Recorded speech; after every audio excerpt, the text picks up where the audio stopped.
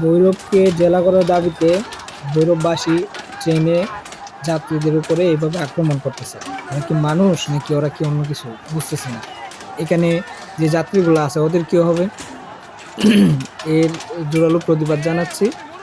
আর ভিডিওটা বেশি বেশি করে শেয়ার করে দেন। ভৈরববাসী যে এইরকম উগ্রতা, এটা দেশবাসী দেখুক, জানুক। আমরা এর তীব্র নিন্দা জানাচ্ছি এবং প্রতিবাদ জানাচ্ছি। এই ধরনের ঘটনা যেন ভবিষ্যতে কেউ ঘটাতে না পারে, এর জন্য সরকারকে যথাযথ ব্যবস্থা নিতে আমরা আহ্বান জানাচ্ছি।